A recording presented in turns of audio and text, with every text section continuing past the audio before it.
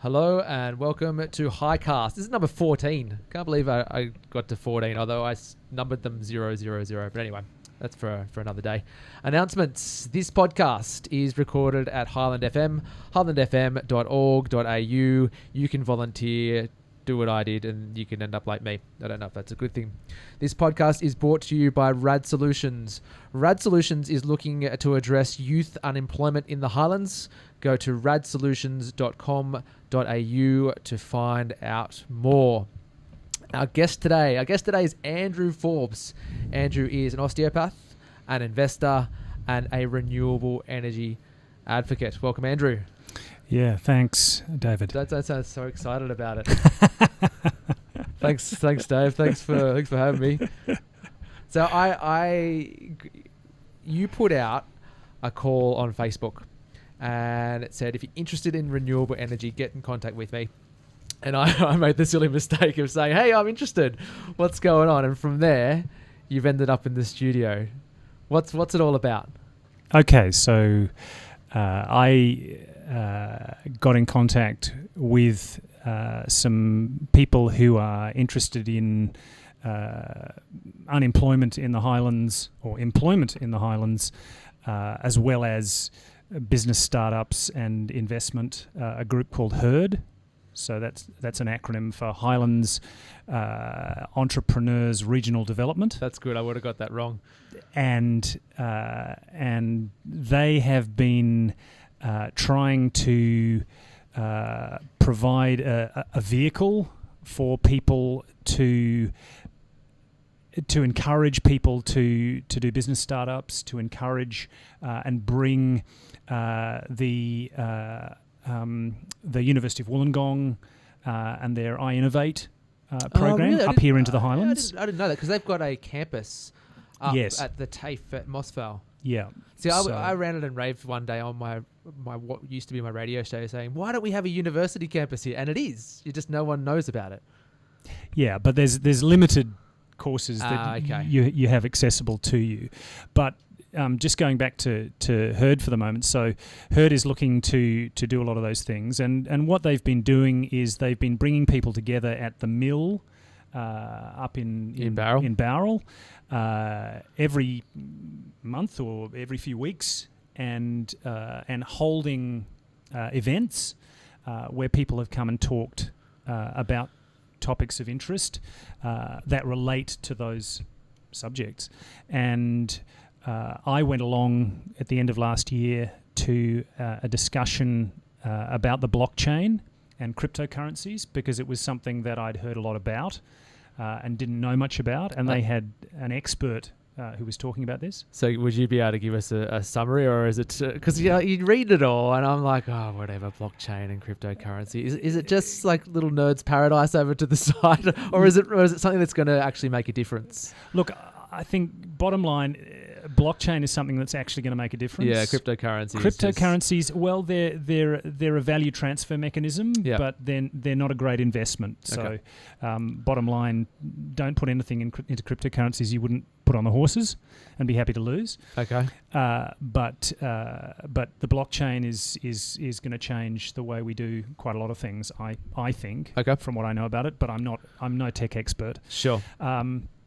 And anyway, I went along to this presentation, and I met quite a few of the people who are involved in HERD, and a lot of them seemed to make a lot of sense. And I then was asked by one of the people in HERD to moderate a discussion around the blockchain and renewable energy, and it's actually morphed into not so much talking about the blockchain. In fact, we're not going to talk about the blockchain at all. We're just going to talk about renewable energy and trying to get a renewable energy project up here in the Highlands going. And to that end, I've managed to invite 3 people who have been involved in community renewable energy projects and are involved in them. One of them that's already been successfully launched, it's up and running. That's down in Daylesford in Victoria, called Hepburn Wind. and they raised over $11 million and built 2 massive wind turbines. That's a lot of money. It is. It is. $11 million for a community-driven enterprise. Yeah. Now, they got something like $1 million as a grant from the Victorian state government. Yeah, but still, that's, at $10 million to go. Yep. And they borrowed around $4 million from Bendigo and Adelaide Bank. Okay, so it's still $6 million you have to raise. Yeah, so they've effectively raised, I think, around. I could be wrong about this, but I think it's around $5 or $6 million from the community. Wow! So what's that? 20,000 of investors, or I don't know how many investors. And the way they set it up was a cooperative structure. So you could put in $1 million, you could put in $100. You got the same vote. Yep. So it was about making it accessible to the community, but at the same time giving people the ability to be able to invest at whatever level, but also enabling them to be able to retain control of that. So it wasn't just going to be a bunch of rich fat cats coming in once it was all up and running and saying, "Oh yes, we'll take control of this now. Thanks very much." So that project has been running. It was constructed in 2011, so we're now 2018. So it's been running for almost 7 years. Yeah. They have paid back all but about $50,000 of pretty impressive. The $3.5 to $4 million they borrowed in bank loans. Yeah. So, and they've also given over $100,000 in community grants to the local community. So you or me? So that's me. That's all right. Sorry about that. That's all right. This is an amateur podcast run by some clown who just thought this would be a good idea. So don't worry about it. It makes it more genuine. Apologies for that. So that was Hepburn Wind. Yeah. And then I also got in touch with a chap called Ed Suttle, who's the president of Community Energy for Goulburn. Okay. And they're another community energy project. They have not yet built their project, but they've done the feasibility studies. They've organised all of the required experts that they'll need to construct and connect the project to the grid. They've been through all of the processes they need to go through to get that connection up and running. I understand they've got all their development applications approved, and now all they have to do is raise the money and start building. Wow. And so Ed and the 2 people from Hepburn Wind, Kate Redwood and Neville Oddie, are going to come up to Bowral, and Neville and Kate are driving up from Dalesford, Victoria, which is near Ballarat, so that's about 11 hours. That is a serious commitment. So a big commitment from them. We're really thrilled that these guys are coming, and so I'm going to moderate a discussion around how does a community successfully bring one of these projects to fruition, because there is a lot of money involved. There's a lot of technical expertise needed. There's a lot of things that have to be brought together, but these guys have demonstrated that it is possible, and just with community support. And so that's what we're trying to start the ball rolling again, because I'm not the first person to try and do this. Yeah, okay. And I very much want to acknowledge that there have been a lot of people in the Highlands community who have tried to get this across the line in the past. And so to a greater extent, what I'm doing, and what anybody who foolishly decides to join me in this tilt at windmills or solar panels is going to be getting involved with is standing on the shoulders of those people who've already done a lot of the hard yards already, and so that, their efforts need to be acknowledged. So that's on the 20th of April? That's correct. Yep. Friday the 20th of April. And do you need to be a member of HERD to get involved? You don't need to be a member of anything. So at this stage, you can just show up. There is a limited amount of space in the room. It only holds about 60 people. Now, I'd be thrilled if we had 60 people there, so please don't think it's going to be overflowing. The other thing is that at the same time at the mill, every 3 weeks or so they have a Friday event. Oh, it's on the same. It's on the same. Go down. Same bill as Friday. Go down and grab a good bite to eat, and attend an interesting discussion. So what are you moderating? Like, is there a positive and a negative side, like a debate? What exactly? It's more that certainly my experience of public forums is that if you just have the individuals speaking and fielding questions from the floor, it tends to get a little bit unruly sometimes. Yeah, okay. And not that I necessarily think that renewable energy is such a difficult topic anymore, but there is still some controversy around wind power and wind turbines. There are some people who think that it causes illness. There are some people who think that it's a blight on the landscape. Yeah, and if you Joe Hockey, they're ugly or whatever. Are. So and look, everyone is entitled to their opinion. Yeah, especially aesthetics. Like, it's like art, right? To me, I happen to think that an open cast coal mine or large electricity pylons marching across the landscape are ugly things. But other people perhaps would disagree with me on that. And this is a really interesting time for the Highlands as well. We've obviously got the debate around Hume coal that is taking place, and it's in a climate of serious youth unemployment. It's in a climate where we're looking to address a number of issues, whether it's telecommunications or infrastructure. There's a debate about Station Street, so it's in a time when the Highlands is looking to not maybe move on's not the right word, but it's at a time of change. Yes. And so it might be the right time to have this discussion again. And look, I think, if I go back to one of the earliest iterations of efforts that I saw in the Highlands to bring renewable energy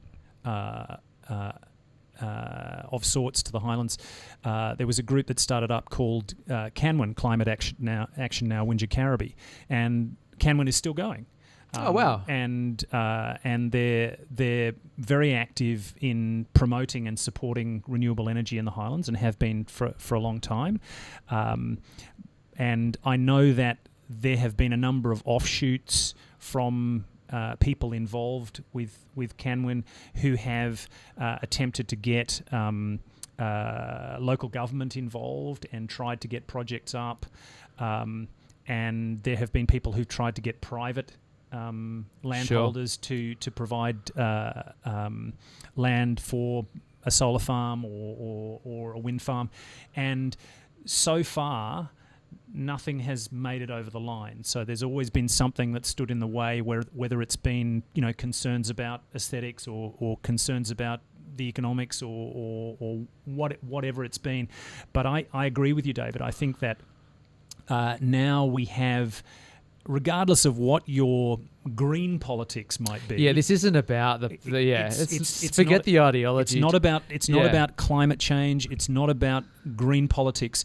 It's about the economics of electricity. And there's a huge debate going on at the moment about the National Energy Guarantee. Yeah. And there's some very interesting data and a critique that's been put out by the Australian Conservation Foundation. Now, they are known for being on the green side of politics, but they've asked an independent group to assess the NEG, the National Energy Guarantee, and I would urge everyone to go and have a look at the ACF's website and look at and download the critique that has been done on that, because it's fairly damning. And the bottom line is that they're saying that it's not, if anything, it's going to increase the cost to consumers of electricity, and it's going to make it more confusing for people to invest, whether in coal or in renewables. It's going to completely obscure the actual pricing mechanism for electricity in this country, and it's going to lead us down a rabbit burrow that we really don't want to go down. I don't know how you can make something that's already ambiguous more ambiguous, because I get lost in the debate. Yeah. But one of the things I particularly liked when I talked to you about this before we decided to come on the podcast was that it's community driven. Yes, because I'm really interested in individuals banding together as a group and having self-determination of their own future. And one of the things when people start talking about national energy guarantees and the ideology of coal versus wind, whatever, right? I just well, what can we do about this? Exactly. And something like this it puts the power back into our hands. Yeah. Well, I actually had your slogan was like powered by people, or because you got people power, obviously, but this one's powered by people. Anyway, I'll sell that to you later. Good one. Empowering the Highlands. Yeah, that's a good one. That's a great one. Yeah. It wouldn't really matter to me what the venture is, whether it was hydroelectricity or you dug a big hole to make some thermal power, whatever it was, is that this is people deciding their own way forward, and that's what's really cool about this. So the fascinating thing about talking to some of the people from Hepburn Wind and Community Energy for Goulburn is the message that's coming through loud and clear is that people want that self-determination. They want to have some control over their destiny, and they want to be consulted and informed about what their options are and how to bring them to reality. So there's a real the interesting thing about this is that you need that collaboration. So it's getting people together and asking them, what do you actually want? Do you even want this? At the end of the day, I'm doing this as an initial process, but if the majority of Highlanders turn around and say, well, in actual fact, we're not really that bothered by having a community solar farm or a wind farm or anything geothermal, whatever. Yep. If that's the view of the community, then fine. Well, I'll slink back into obscurity. But I think the evidence suggests that it won't be like that. There's a number of initiatives around Australia, particularly I've forgotten the moves by councils where we're considering signing up to the whatever the council initiatives is, where they build their own little power grids and build sustainability that way. It's microgrids. Yeah, and it is. I think that's the way of the future. And I often think the beautiful thing about this is people get annoyed with the noise that's made by politicians. Well, this is one way of getting rid of that noise, because they don't have a say. Like if you build your own grid and that build your own station and that is feeding power into the community, well, who cares? And people may say, well, if we build something like the solar farm they're proposing in Goulburn, which is a 1.2 megawatt facility, and a lot of people won't know what the scale of that is. So 1.2 megawatts is probably going to power around 450, 500 homes. That's the sort of scale we're talking about. Now, Bowral alone has 5,000. Yeah, so it's not going to. So it's not, but it's not insignificant. No. If we were to build something of similar scale, that would be 10% of Bowral's power needs. So without trying to get ahead of myself, what I would like to see is this be very similar in some respects to what a group called Repower are doing in the Shoalhaven, because Repower have done a number of smaller projects. They've done sort of 100 kilowatt projects, which is only a tenth of the size of the Goulburn project, but they've done 4 or 5 of those. And so I'm not just looking to do the one project. I want to certainly focus on the one project and get it over the line so that the community can have understanding that of what we're doing, how we're doing it, and can actually see something physically on the ground and know that it is possible. And if that has to be, me standing on a pole with a solar panel on my back, plugged into the grid, so be it. But I just want to see something get over the line. Sure. And then we can start having a conversation about, okay, is it realistic for the community in the Highlands to actually go on and produce a number of these projects that might eventually end up with the Highlands being entirely self-sufficient in stationary energy. So start off very, very small, but have a big goal. Look, aim for the stars, but keep your eyes on the ground so you don't fall down the wombat hole. It's an apt description for the Highlands. So what's the roadblocks? Like, what's the risks and? Oh, wow. So there's basically three things that we need to do. We need to find a location. So it's like the real estate agent said, location, location, location. We need to find a location to put a facility. That could be a local government block of land, or it could be a privately owned block of land. We have to then do a feasibility study over a number of months to determine that this is actually an appropriate place to put a wind farm or a solar farm. And without that, it's not justified going to the third stage, which is raising the funds and then building it. Okay. So you need to go through those three stages. This is a long-term program. Like realistically, absolutely, it's going to be a couple of years before you see any sort of development. Goulburn has taken 4 years to get where they got to. Yep. Hepburn Wind started in 2007, and they didn't have their turbines built until 2011. So that was also 4 years. That's quite quick though. So compared to Goulburn, it is quite quick, and once you get to a certain point, it can happen quite fast because you can plan for, say, the construction phase and get all your ducks lined up so that once you've got the money, you can literally be sending the bulldozers in or the whatever it is you need to send in the following day. So it doesn't necessarily have to be a long lead time or lag time between fundraising and actually going to construction. But the issues around getting approval, particularly for the land, and that has proved to be the biggest stumbling block in the Highlands, or just in general in the Highlands. That's the main reason why we haven't been able to. There have been some approaches made to local government, and they have fallen over for various reasons that I don't fully understand at the last minute on at least one occasion that I know of. And private sector landholders sometimes are a little bit put off by the fact that we're talking about very long leaseholds. So you're talking about at least 30, 35 years minimum for an agreement, because that's the lifespan of, say, a solar farm. Yep.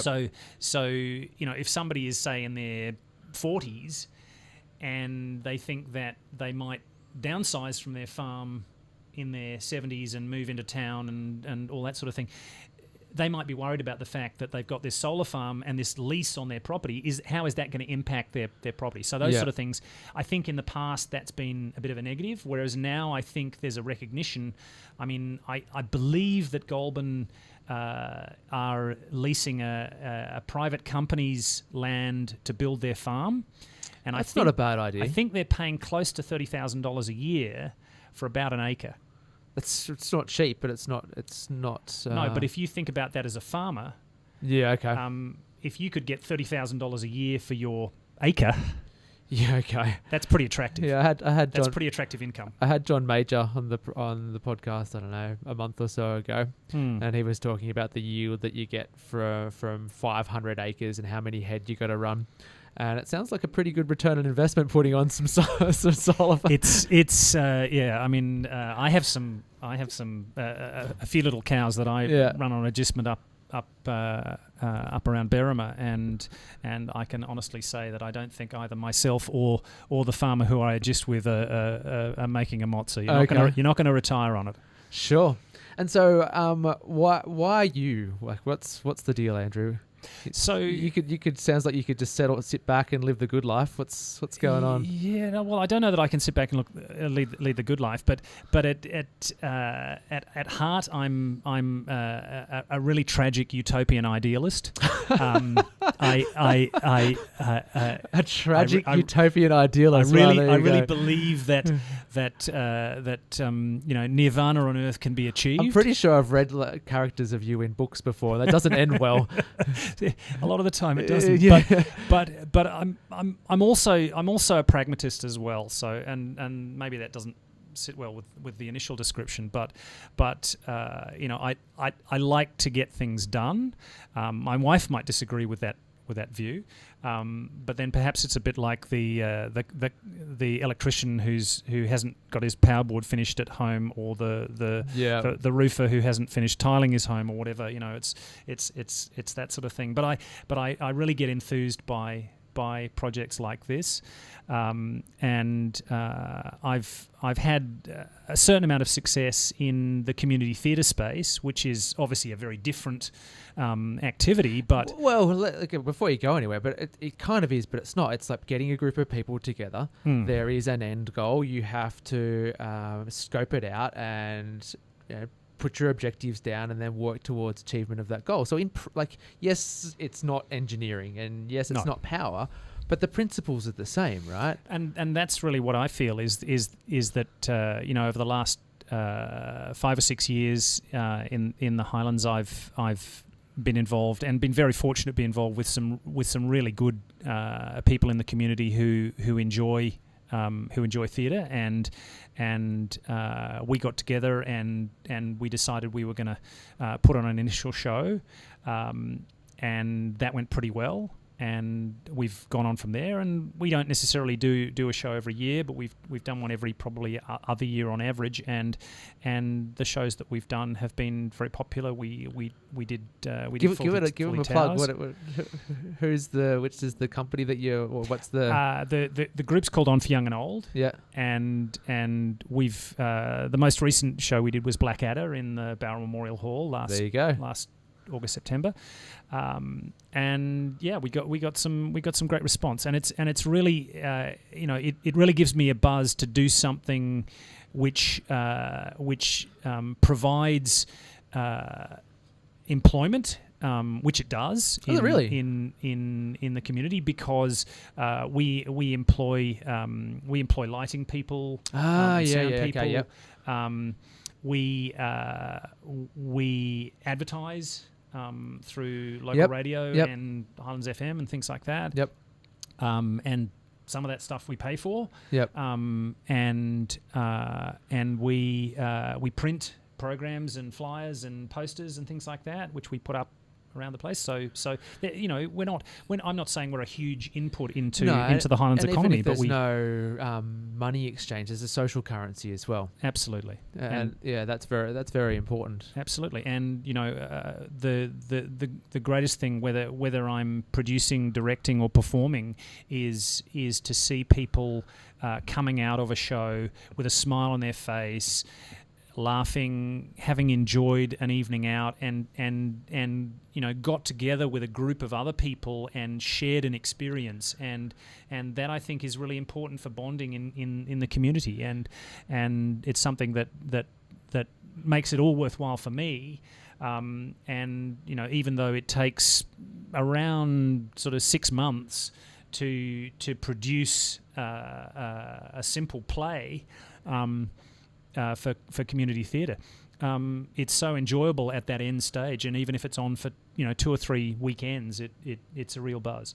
Yeah, I think if you juxtapose that to what you're proposing to do from a power perspective, think about in 5 years' time, if the community bands together, well, I shouldn't say that bands together, but if enough members of the community buy into this, and 5 years down the track they've built, or however long it takes, built a power station, how good will it feel that they've all been part of something together and can say, look, I was involved in this at the Highland. Look what we did. Yep, I was there. I mean, it's it's not pulling down the Berlin Wall.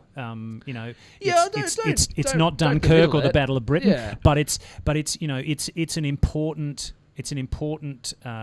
event, and I think that if we can get the community behind it, and that was one of the things I was talking about before, is that both the groups who are coming to talk on Friday week have said that one of the most important things is to workshop these ideas in the community to death. You just have to get out there, and we're going to need a lot of people to volunteer to stand up and hold little forums in all of the local areas in the Highlands to try and get feedback on what people really want, because the only way that we're going to get everyone behind it is by finding out what they want. And if we go out there and say, well, we're going to build a wind farm, and everybody's saying, well, we don't really want a wind farm, we want a solar farm, or we want geothermal, or we want whatever we want. And it may be that some things are not possible. And that's where the feasibility study will come in, because people may say, look, we want this size, we want this, and then we go along and we do the feasibility and come back and say, well, we can't really do that, we can only do this. So that's where we're going to try and get to. So why not just get a couple of millionaires together and just do it? Because that's not a community project. No, I know. I know. Yeah. But you could, rather than bring the community along, what's... The other thing is I don't know any millionaires. Well, if there's any millionaires listening, I don't know people who have a million, just a lazy million sitting around. Yeah.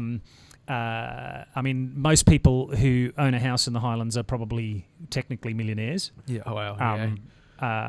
But technically, sorry, I just did air quotes. Yeah.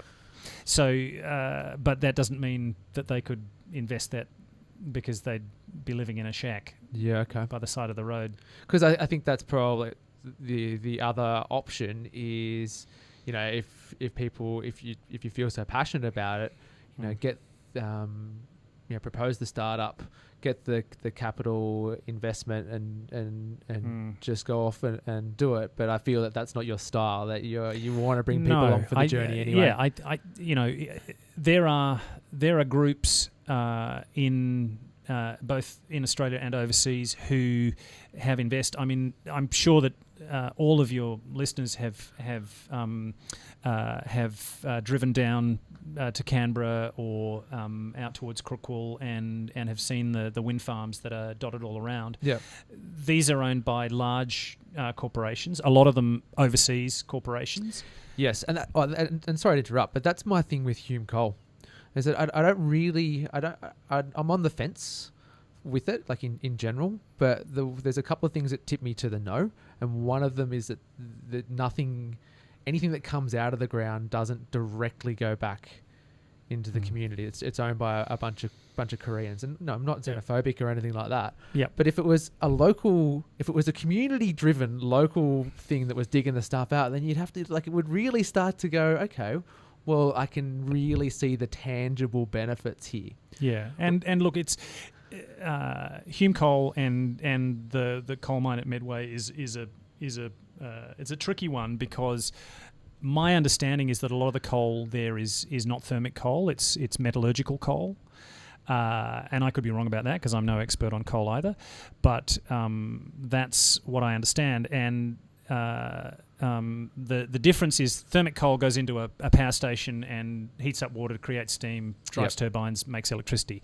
Metallurgical coal is used to make steel. Yes. Like they do down in Port Kembla at BlueScope. And so there's quite a difference between the uses of those two, and my understanding is that there is not yet the commercially viable technology to use things other than coal to make steel at the moment. Yeah. I don't know whether that's correct now. It may have changed. I'm sure it will change. That's kind of what I read into it. And I got less understanding Yeah. than you. But when I read the environmental impact statement, I remember reading that the main reason it should go ahead was for the economic benefits. And I was like, well, okay, well, that's so much for it being an environmental impact statement, because you're saying we should do it for the cash. that's kind of a bit of nonsense. But then I thought, okay, well, if we're doing it for the money, right, you're gonna potentially destroy one industry, being food and tourism, to benefit another. And then you're going to employ 300 people, and the money will flow back in. And that's all questionable anyway. But then I thought, well, what are the other ways that you bring in 300 jobs where you don't jeopardize the ones that you've already got. And so what you're proposing, community driven. I assume if you build it, it's going to have to bring in electricians and engineers and a whole range of tradespeople to do it. And this isn't me. I'm starting to get in trouble from people on Facebook about being biased or whatever. This isn't me endorsing anything. I'm just trying to have a discussion about how things should play out in the future. And it kind of makes sense to me that rather than digging a big hole in the ground that jeopardizes the farmland that we've already got, you can put things on top that's complementary to the farmland. You still employ the electricians. You still employ the engineers. It still runs for 35 years. It needs people to maintain it, all those sort of things. So, whilst both proposals, whether it's Hume coal or any sort of power proposal you've got, it just seems like if you're thinking about what's really sustainable for the Highlands, well, one like yours that is owned by people in the Highlands, so the money stays here. It doesn't go to Korea. It's still I don't know if you're going to employ 300 people, but I assume you're still going to potentially have a policy that says we will employ locals where it's possible. Like all those sort of things. It just seems a more tangible solution. But again, this isn't me endorsing it. It's just me having a conversation out loud about it. If I was to try and compare like with like, apples with apples, whatever, coal mines with coal mines, the issue for me is that a coal mine is a finite resource. Now, it may be an enormous finite resource, and it may be that it's going to last for 300 years. I don't know. I think this one's 50 years, isn't it? I don't know. I don't know what the Hume coal project lifespan is, but what I do know is that a solar farm or a wind farm is a permanent resource. It will never run out. It will never ever be exhausted. Well, I mean, if you want to go, if you want to go far enough into the future, in about 5 billion years, the sun will expand into a red giant and swallow up the Earth, and then we'll all be gone, and it won't matter. The way Donald Trump's going at the moment, we're not going to make it that far. But in the real world, and look, to most people, 50 years is a lifetime. Yes. Or very close to it. And what happens after that to the individual probably doesn't matter. But to my children and my grandchildren and et cetera, that's pretty important, I think. That's a legacy. And I think, I personally don't want to leave a legacy that said either I was supportive of that sort of technology when I could have done something else, or else, even worse, I simply did nothing. Yeah. Okay. So I sat back and just let the status quo run on because it was easier to do that. And I suppose I've always been somebody who has challenged that easy route. I didn't want to take the easy route. I do things that are easy. But I'm not a smart man, so but we all, David, we all do things because we have to. We're economically constrained. We're constrained by our a whole bunch of things, the law, our relationships, what we need to do for our kids or for our parents or for our friends. But to me, the important thing is that we're not just necessarily taking that easy path, where when we get the opportunity, when we have the understanding that we could contribute even in a small way, if we make that contribution, then at least we can say, okay, I tried. I made an effort. I didn't just sit back and let it all wash over me. Yeah, I think I alluded to this before in terms of it's an important part for the Highlands. The Highlands is in a little bit of a state of flux. There's people like myself who are recent arrivals where we're trying to make our own home here. There is significant housing and land development going on, and this is what I think you're proposing is a chance to reconnect community in a time where I'm from the suburbs of Sydney. Community didn't mean anything. So this is a real opportunity for people to come together from disparate backgrounds who might be new like myself, or have lived here for 20 years like yourself, or have been born here and come together and say, look, this is a chance that we can do something together.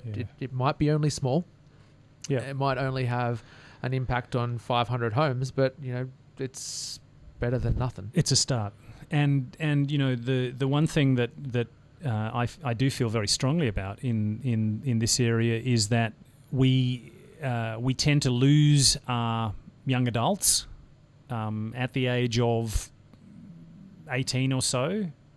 They finish high school, and if they want to study or if they want to work, essentially they have to leave the area. Yeah, one of the ladies from council told me that the other day. It's there's roughly 5,000 young people in the Highlands, but that the number between 18 to 25, years 18 to 25 of that 5,000 is just virtually nothing. Yeah, because they abandoned ship. Yeah, because they may still live here, but they work in Sydney or Canberra or Goulburn or Wollongong.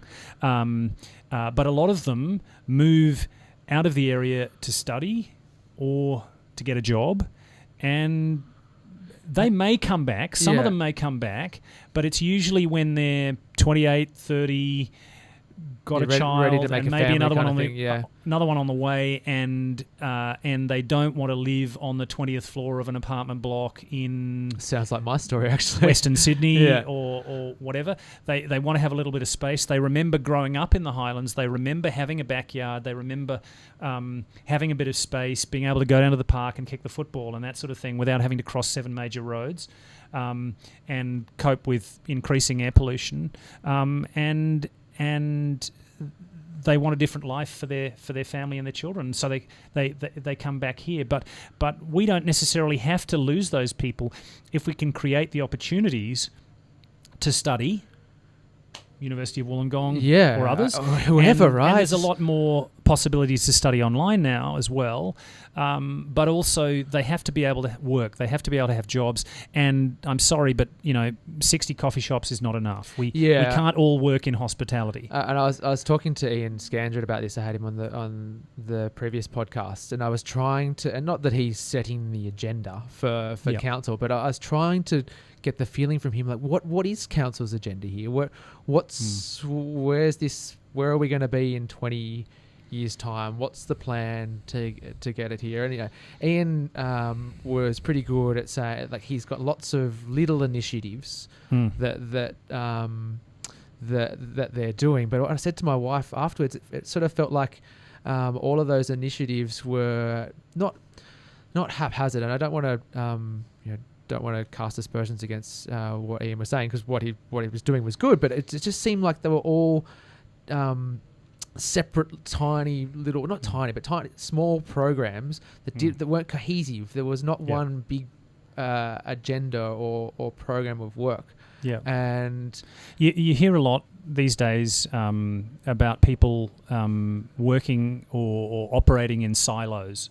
And you have this image of grain silos where you've got a guy sitting at a desk in one silo and then another one sitting in another desk in another silo. They're not going to be able to communicate very easily. They're not going to be able to see what each other is doing. And one of the reasons why we moved probably in the 1980s to working in open plan offices rather than in cubicles was so that we could all know what was going on, and we could all easily interact and share ideas and share information, and we know that works better. We know that it does. But also, I think in terms of local government here, we do need a little bit more diversity. Yeah. I've talked about this on this program before. Yeah. If you look at local government, we've got 9 middle-aged white males.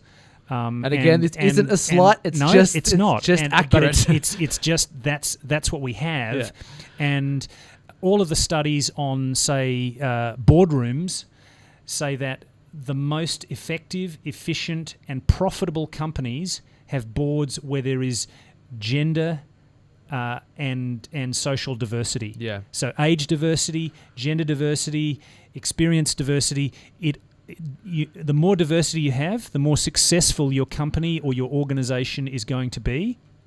And at the moment, we don't have that diversity. And that's possibly an accident. rather than by design. Yeah, I don't think anyone set out and said we're just going to have nine middle-aged white guys doing it. Like, that would have been a pretty good rig. But we do need that to change a bit. Yeah. And I think that the difficulty is that very few people, me included, want to stick their hand up to be a local government councillor, because they know that it's a tough job and you're really on a bit of a hiding to nothing. Yeah, I asked Ian what kind of what's the involvement. You're saying like minimum 20 hours a week. Yep. You can't have a full-time job and then do minimum 20. No. Like that's just that's crazy talk. But what I wanted to say was that's what I like about the program that you're driving, is that it doesn't rely on government. Like you probably want to consult with government. It would be better if you could have government backing. Yep. But really, like and we are, and I have already spoken to some of the people at the council about this, and we want to involve local government. We want to involve. I've spoken to state government representatives. We want to involve local and state members, and try and get as much support behind this as we can. We are going to need, in order to get the project over the line, a development application approved, and whether that's on private land or public land, we'll need to be looking at zoning. We'll need to be liaising with the council and getting their approval to get this over the line.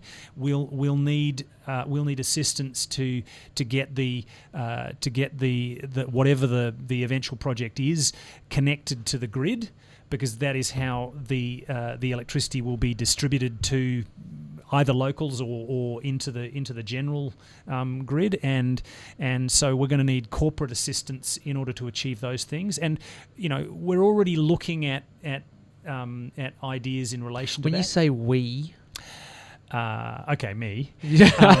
But what I'm hoping is some guy at his house.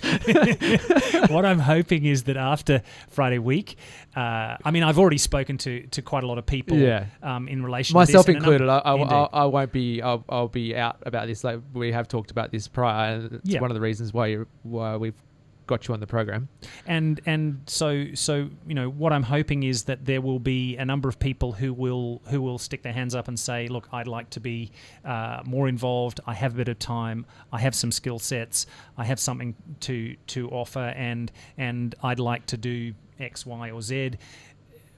Hopefully that will lead to us being able to draw up a voluntary roster of people who can go out and talk to people, do some door knocking, distribute some surveys, hold some meetings and some workshops and some forums, and the whole idea is to consult and collaborate, inform, and then hopefully we end up with a baseline project that we can take forward. And it's like, the more I'm hearing about it, it's actually it's just like your local SES or your local RFS. It's a bunch of people coming together saying there's a need to do something. They're all saying, well, look, I'm good at electrical work, or I'm good at this, or I'm good at that. They're contributing different skills to a group. It's not emergency related. It's and look, a lot of it in the early stages will simply be organisational administrative. It will be people being able to connect with other people in the community, knock on the door, and say, we're looking at doing a renewable energy project. Are you in favour of it? What would you like to see? What would your ideas be? Please feel free. Here's an online. Here's a paper form. Here's a whatever. Well, if there's one thing that the Highlanders are good at, it's petitions. Yes. 3,000 signatures for Station Street, 13,000 signatures for Battle for Berrima. Where are all these people just signing stuff?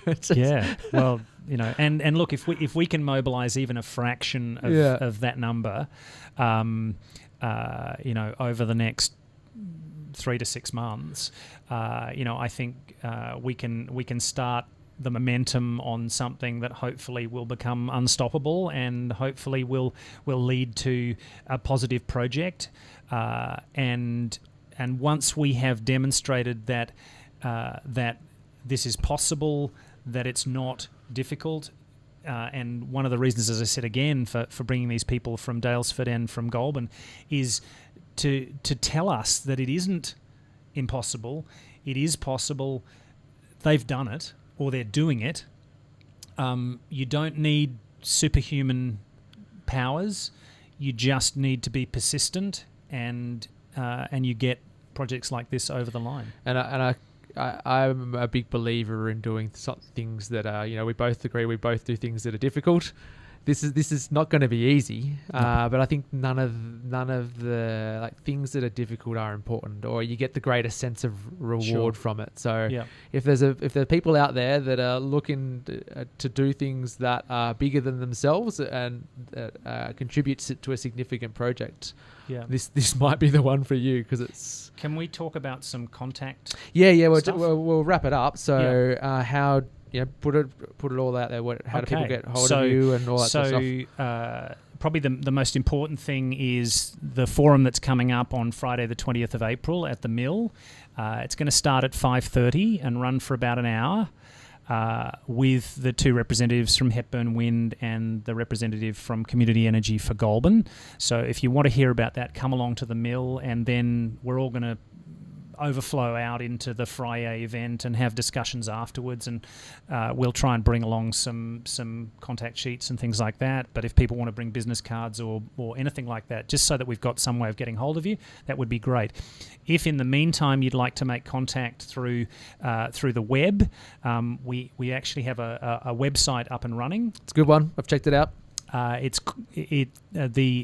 website is Score Project. That's SCOREPROJECT.org, and that's the website for Southern Highlands Renewable Energy. Do you have a Facebook page yet?